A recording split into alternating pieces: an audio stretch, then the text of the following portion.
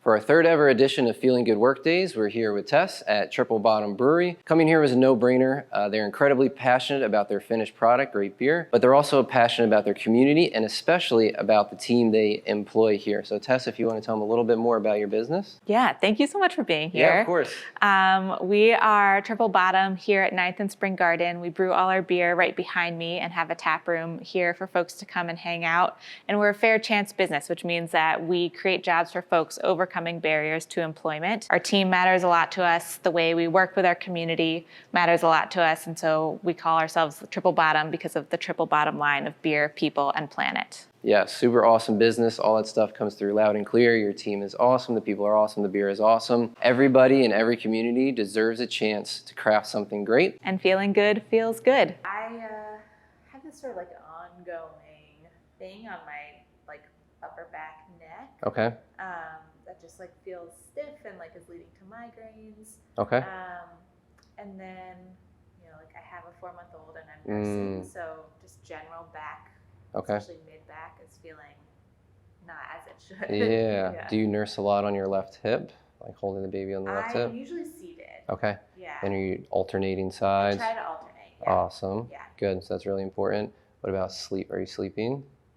A little. Okay, all right.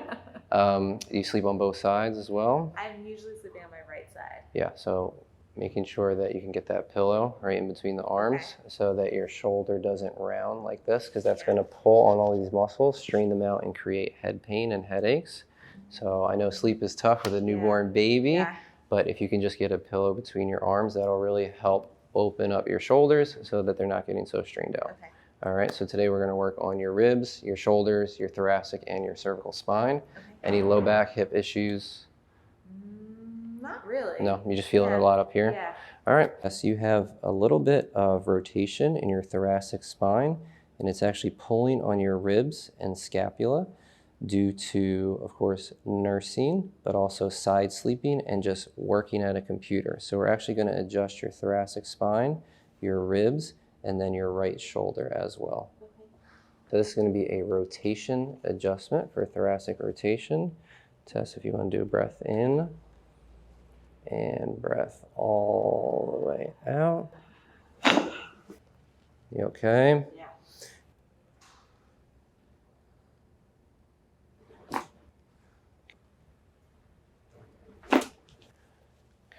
So for this movement, I'm going to mobilize the rib cage to try to bring back some articulation to the spine. So let's have you do a deep breath in. And if you want to empty all the way, breathe all the way out, and actually hold your breath out for a few seconds. Don't breathe in. So now we're going to introduce some more fluid movement, bring back some nice glide between the thoracic spine, rib cage, and scapula.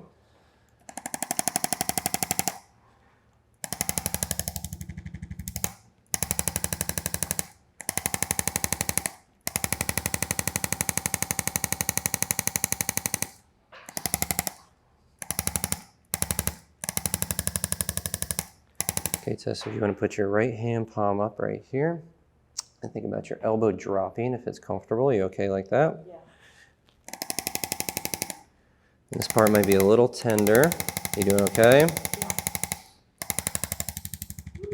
Yeah, this is where you're really jammed up.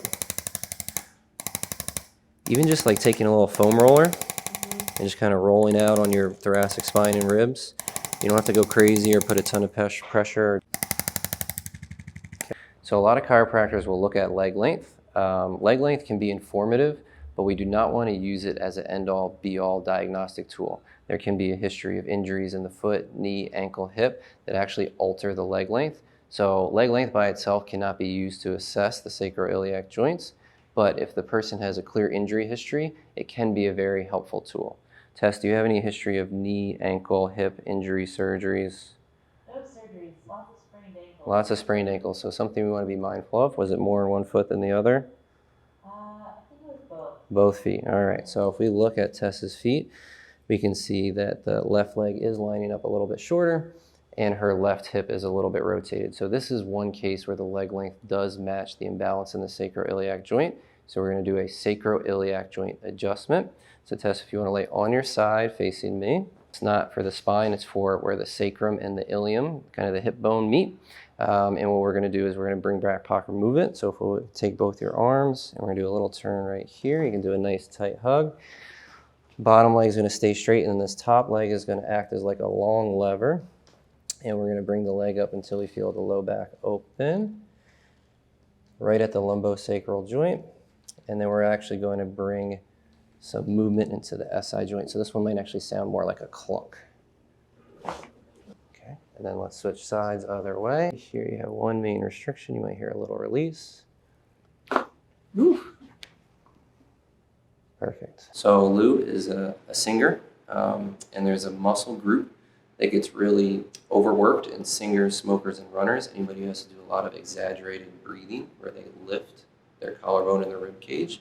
And those are called your scalenes. They start at the top of the cervical spine and then kind of fan out into the collarbones. So to assist with Lou's singing, we're going to do a scalene release.